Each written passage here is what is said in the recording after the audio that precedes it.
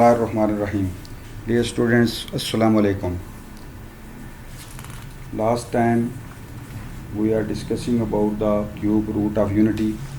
We find the three cube root of unity, discussed their properties, then find the fourth cube root of unity and their properties.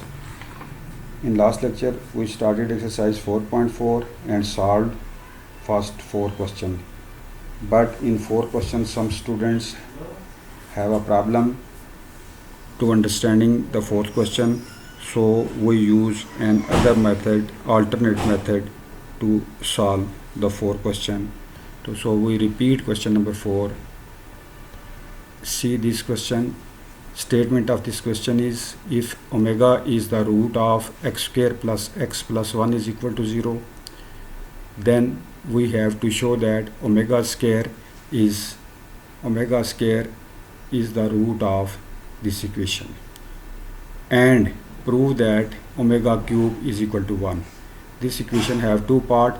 In first part we want to show that if omega is the root of equation, then omega square is the root of same equation, and in the second part we want to prove that omega cube is equal to 1. So this is the question, x square plus x plus 1,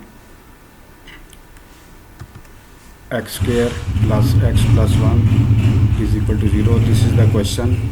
This is the quadratic equation. We want to find its root. So factorization of this equation is not possible, as you know that. By using quadratic formula we can solve this equation. So we use the quadratic formula. This is the quadratic formula. Putting the value of a, b and c in quadratic formula, so these are the two roots of this equation. First of all, we let one root is omega, because in given question it is given that if omega is the root of this equation, so we let one root as a omega, then take its square. By taking the square of this root, we can find that the other root is omega square is equal to minus 1 minus iota under root 3 by 2. So we prove that if omega is the root of equation, then the other root will be omega square of that given equation. The first part of this question is completed. Show that omega square is the root of equation. If omega is the root, then omega square is the root of given equation. So now we discuss its second part. Prove that omega cube is equal to 1. If omega and omega square are the root of equation, omega and omega square, these two are the root of given equation. We already proved. Omega को हमने late किया था root, तो omega square को हमने prove कर लिया है कि इसका रूट है, तो दोनों को हम मल्टीप्लाई करेंगे. Multiplying omega and omega square, तो इसको मल्टीप्लाई करेंगे. This is equal to, after simplifying the value of this omega and omega square is equal to 1. तो in the left side its value is omega cube, because omega into omega square is equal to omega cube. तो ये जो question का method है, ये already हमने cube root of unity में भी ये टॉपिक डिस्कस किया था. तो आप चाहें तो इस मेथड से सॉल्व कर लें, और अगर आपको जो कल मेथड जिससे हमने क्वेश्चन किया था उससे भी इस क्वेश्चन को कर सकते हैं. तो let's go to our today topic. तो नेक्स्ट हम क्वेश्चन इस एक्सरसाइज का देखते हैं कि क्या है. नेक्स्ट क्वेश्चन इस एक्सरसाइज का है, omega is the cube root of unity. Question number 6 exercise में, omega is the cube root of unity. Form an equation whose roots are 2 omega and 2 omega square. तो क्वेश्चन के statement को ज़रा understand करें कि if omega is cube root of unity, we have to construct a equation whose roots are 2 omega and 2 omega square. तो इससे पहले जो हम क्वेश्चन सॉल्व करते रहते हैं किए हैं जितने भी क्वेश्चन, उनमें क्या था कि इक्वेशन गिवन थी, क्वाड्रेटिक इक्वेशन गिवन थी. हमने by using factorization by using quadratic formula और बाय यूजिंग कंप्लीटिंग स्क्वायर हमने उसके रूट्स फाइंड किए हैं। अब हमारे पास these are the two roots of the equation. ये देखें आप 2 ओमेगा एंड 2 ओमेगा स्क्वायर, ये हमारे पास रूट्स हैं। हमें कहा जा रहा है कि फॉर्म एन इक्वेशन, हमने इक्वेशन फाइंड करनी है जिसके ये दो रूट्स हैं और 2 ओमेगा एंड 2 ओमेगा स्क्वायर। तो इसका मेथड आपको ऑलरेडी 10th क्लास में भी आपने डिस्कस किया है एक्स, और नेक्स्ट एक्सरसाइज में भी हम इसको डिस्कस करेंगे। X square minus s x plus p is equal to 0। This is the formation of equation where s is the sum of the root and p is the product of the root. If these 2 omega and 2 omega square are alpha and beta are the roots, then s can be written as s is equal to, you know that s is equal to alpha plus beta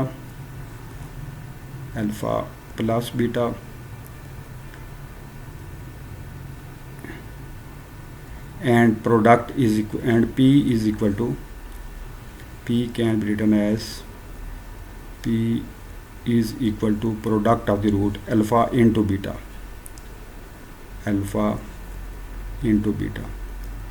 so you have two roots, one root is 2 omega and second root is 2 omega square in this question. So first of all we find the sum, and s is equal to alpha plus beta 2 omega plus 2 omega square. 2 is common in both terms, so 2 into omega plus omega square. So we use the properties of the cube root of unity. We know that the sum of complex cube root of unity ये given है in reason omega plus omega square is equal to -1. तो ये value हमने यहाँ पे put की है, answer is -2. तो it is sum of the root is -2 and product of the root 2 omega into 2 omega square. We multiply these two, 4 omega cube आ जाएगा, and value of omega cube is, we know that 1, तो 4 is the product of the root. So required equation is x square minus sx plus p. तो putting the value of s and p, तो x square plus 2x plus 4 is equal to 0. This is the quadratic equation whose roots are 2 omega and 2 omega square. तो ये हमने question complete कर लिया है. 2 roots are given, we have to find the quadratic equation. तो हमने quadratic equation find कर ली है, वो value is x square plus 2x plus 4 is equal to 0. So we go to next question. Next question question number 7. Question number 7 की statement आप book में देखें. Find the fourth root of 16, 81 and 65. तो ये 3 पार्ट्स हैं इसके. हम इसका कोई एक पार्ट ले लेते हैं. 81 वाला पार्ट ले लें, चाहे आप 16 वाला ले लें. 625 थर्ड पार्ट है. तो let x be the fourth root of unity. तो जैसे हम क्यूब रूट ऑफ यूनिटी कहें तो x cube is equal to 81 लिखना पड़ेगा. तो ये फोर्थ रूट ऑफ यूनिटी है, तो x4 इज़ इक्वल टू 81 या x is equal to 81 raise to power 1/4. तो ये आप क्वेश्चन का स्टार्ट हो गया है. अब इसको लेफ़्ट साइड पे 81 को ले आएँ और इसकी फैक्टराइजेशन करें. आप देखें कि फैक्टराइजेशन इसकी आप चेक कर सकते हैं कि x square minus 9 into x square plus 9. These are the two factors of above equation. So either x square minus 9 is equal to 0 or x square plus 9 is equal to 0. So these are the two second degree equation, quadratic equation. इनको further factorise भी किया जा सकता है और directly भी square root ले लें. तो value of x is +-3. Similarly x square plus 9 is equal to 0, x square is equal to -9 and taking square root on both side. तो x is equal to +-3, या इसको आप फैक्टराइज भी कर सकते हैं. x square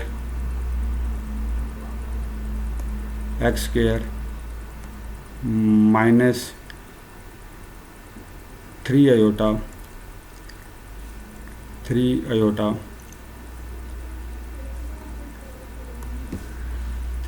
iota whole square इसको लिख लें, इस इक्वेशंस को. This is equal to 0। तो इसमें आप a प्लस बी और a square minus b square का फार्मूला यूज़ करें, a प्लस बी और a minus b is equal to 0। तो इसके ये दो फैक्टर आ जाएंगे, x is equal to plus minus 3 iota, ये दो रूट्स आ जाएंगे उन अबव दो फैक्टर्स से। तो आप देख रहे हैं कि it is a 4 degree equation and it has a 4 root, 2 roots are real, this plus minus 3 and plus minus 3 iota are its imaginary root. तो ये क्वेश्चन भी आपने सॉल्व कर लिया है, fourth root of 81। Similarly we can find the fourth root of 16। 16 can be written as 2 raise to power 4 and 4 raise to power 625।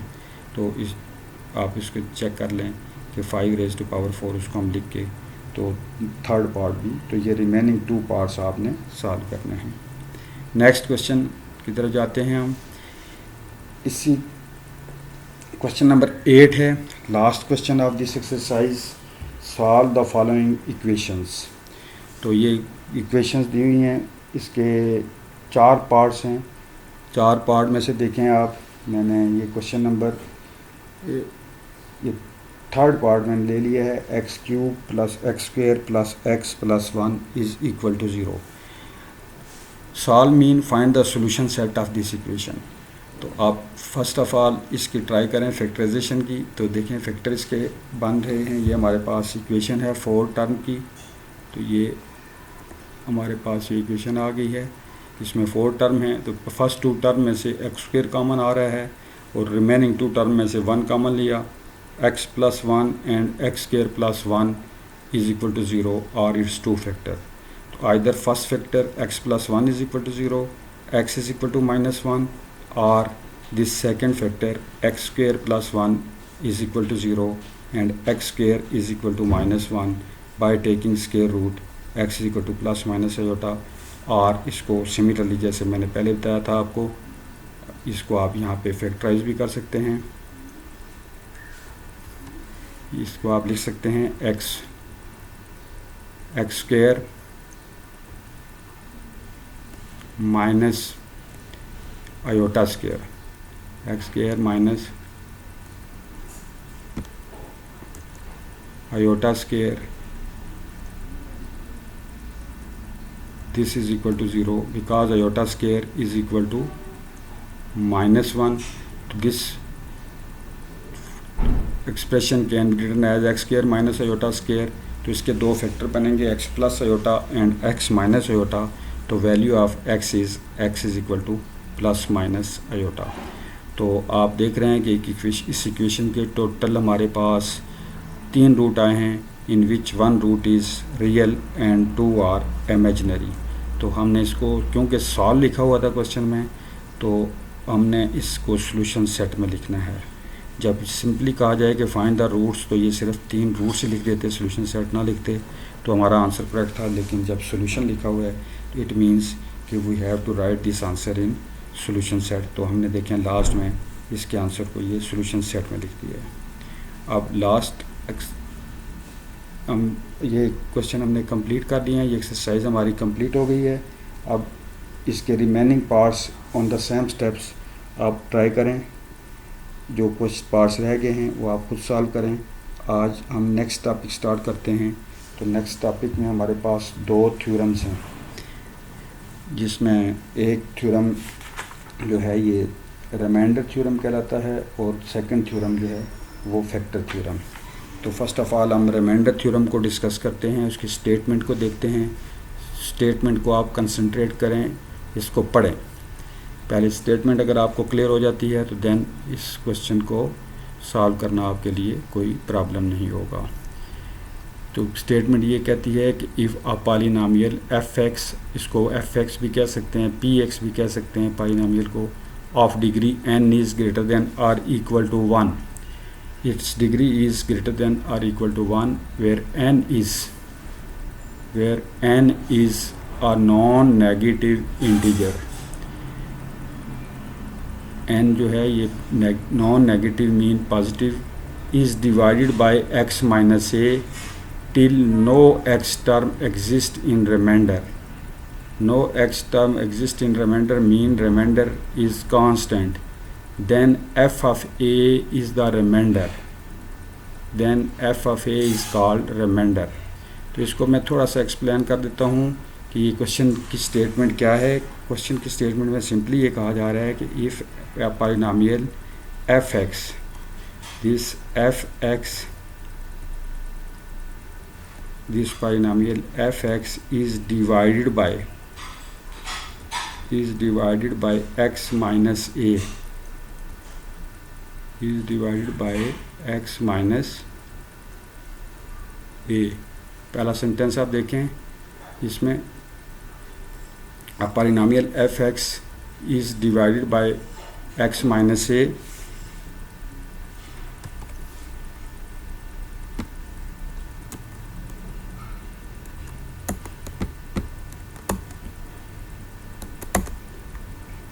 if a polynomial f(x) of degree n is greater than or equal to 1, n is non-negative integer, is divided by x minus a till no x term exists in remainder। इसको divide करते जाएं, जब divide करेंगे तो definitely आपको clear है कि आपके पास एक यहाँ पे कोशेंट आएगा। किसी भी नंबर को दूसरे नंबर से डिवाइड करते हैं तो एक कोशेंट आता है और एक रिमाइंडर होता है। Now this quotient is denoted by Q F x,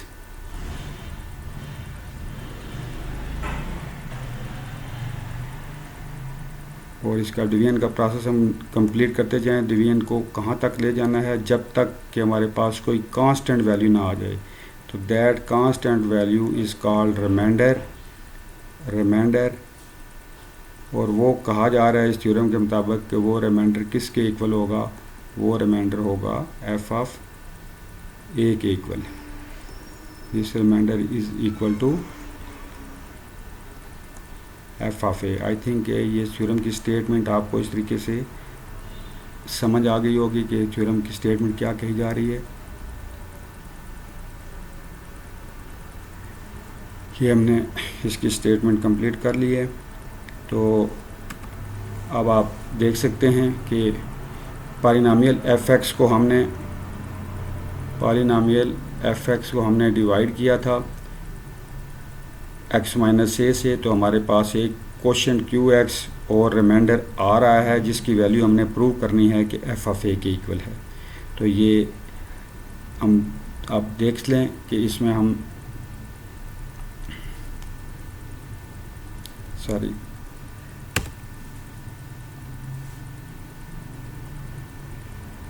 इसमें आप चेक करें कि जब आप इसको, स्लाइड स्लिप हो रही है, जस्ट अ मिनट,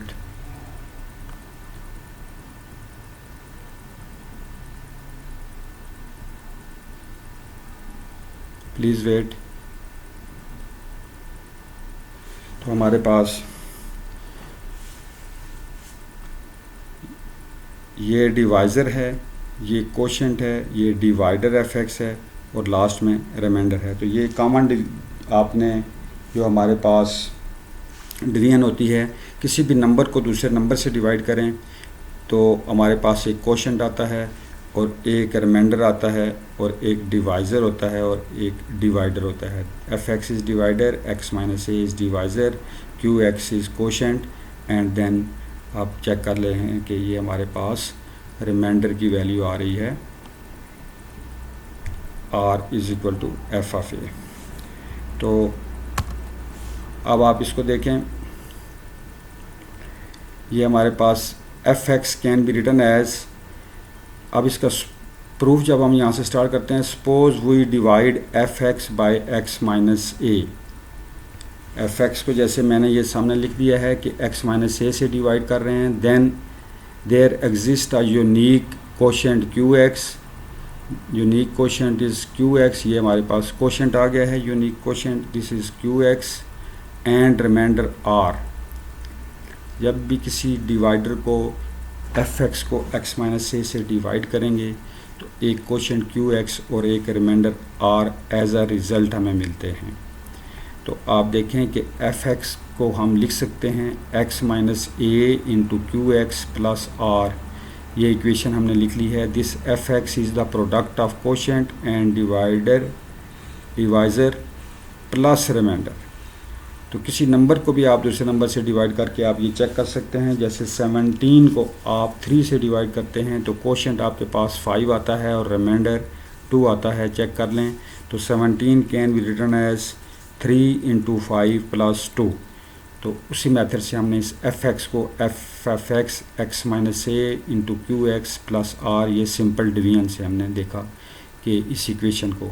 तो now this is mathematical equation, it is true for all values of x because x is the real variable, so we can put any value of x। तो इसमें हम put करते हैं equation में x = a is any real number. तो a value put करते हैं तो आप देखें कि f(a) जहाँ पे x होगा उसको रिप्लेस कर दें a से। f(a) = a - a × qx + r। तो a - a इज़ 0, तो सो f(a) = r। तो हमने जो कंक्लूजन देखा है कि जो रिमाइंडर आया है r, उसकी वैल्यू f(a) आ गई है। आप चेक कर सकते हैं कि रिमाइंडर की वैल्यू आप देखें कि r = f(a) है। तो यही हमारा थ्योरम है। अब हम इस थ्योरम से हम क्या करेंगे, रिमाइंडर फाइंड करेंगे विदाउट डिवीजन। अब हम न्यूमेरिकल क्वेश्चन में हम देखेंगे कि हमें किसी पॉलिनोमियल को किसी फैक्टर से डिवाइड करने की ज़रूरत नहीं होगी। हम without division you can find the remainder of any polynomial which is divided by a linear factor x - a और x - r। तो इससे रिलेटेड हम कुछ क्वेश्चन देख लेते हैं ताकि आपको ये थ्योरम क्लियर हो जाए। तो नेक्स्ट क्वेश्चन की तरफ जाते हैं। ये देखें कि एक्सरसाइज 4.5 पेज नंबर 160 पे है। एक्सरसाइज 4.5 इसके फर्स्ट 4 क्वेश्चन की स्टेटमेंट ये है, use remainder theorem to find the remainder when first polynomial is divided by the second polynomial.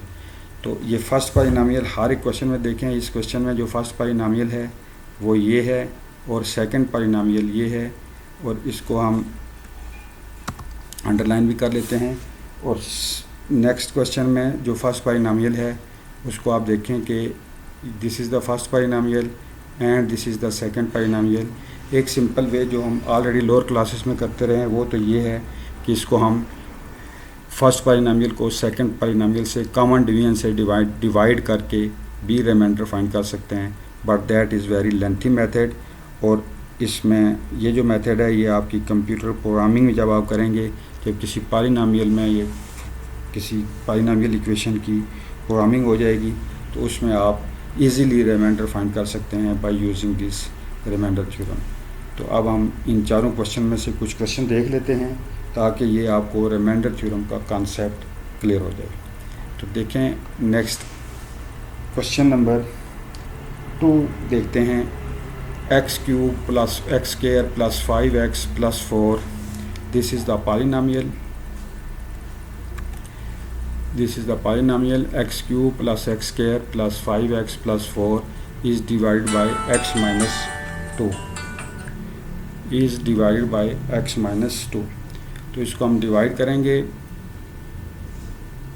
तो बेसिकली हमने डिवाइड नहीं करना, इसको हमने रिमाइंडर फाइंड करना है by means of remainder theorem. तो जब रिमाइंडर थ्योरम से हम इसका रिमाइंडर फाइंड करेंगे तो सबसे पहले जो भी पॉलिनोमियल गिवन है उसको हम px या fx लेट कर लें। fx भी कह सकते हैं, px भी कह सकते हैं, तो मैंने इसका नाम px लिख लिया है। तो आप देखें कि ये हमारे पास स्टेप नंबर 1 है।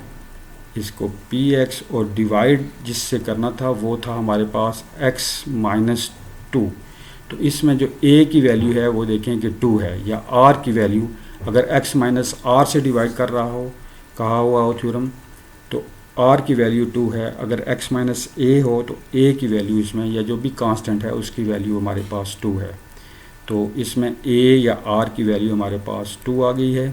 तो ये r की वैल्यू यहाँ पे x में हम पुट करेंगे। तो according to remainder theorem r = p of r या p ऑफ 2। तो जैसे हमने रिमाइंडर थ्योरम में पढ़ा था कि p of a is the remainder या f of a is the remainder, तो हमने ये वैल्यू यहाँ पे पुट की है क्वेश्चन में। तो क्वेश्चन में देखें जो हमारे पास पॉलिनोमियल थी वो एक्स क्यूब थी, x square plus 5x plus 4, यहाँ पे x को रिप्लेस किया है हमने 2 से, तो इसको सिंप्लीफाई किया है तो हमारे पास r की वैल्यू जो है वो 18 आ गई है।